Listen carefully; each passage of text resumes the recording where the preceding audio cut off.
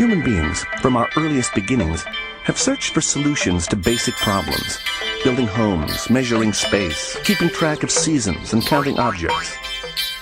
Over 30,000 years ago, early Paleolithic people kept track of the passing seasons and the changes of weather for planting. To represent the passing of time, they carved tally marks on cave walls or slashed tallies on bones, wood, or stone. Each tally stood for one.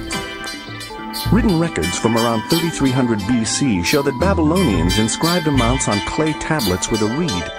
They used a nail shape for ones and a V on its side for tens, combining these symbols to write other numbers. For example, Babylonians wrote the number 19 as...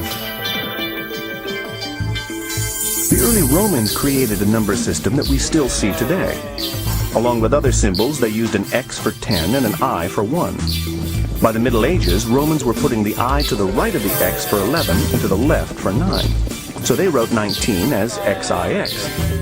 All these creative number systems show groups of objects. The Yoruba in Nigeria used cowrie shells as currency and developed an amazingly complex number system. It was based on 20s and on the operations of multiplication, subtraction, and addition. Every industrial culture uses the numerals 0 through 9. But these symbols weren't invented until the 3rd century BC in India, and it took another 800 years for the idea of zero with place value to be constructed. This big idea dramatically changed the face of mathematics.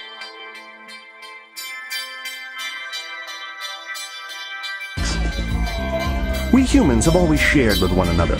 When early cultures shared their food and water or wanted to divide their land in ways that were fair and equal, fractions gradually emerged as symbols for these fair share situations. The ancient Egyptians used unit fractions. Fractions where the numerator is 1, like 1/2, 1/3, and 1/5, and would add and halve these fractions. If they wanted to divide 3 loaves of bread equally among 5 family members, they'd first divide the first and second loaves into thirds. Then they'd divide the third loaf into fifths.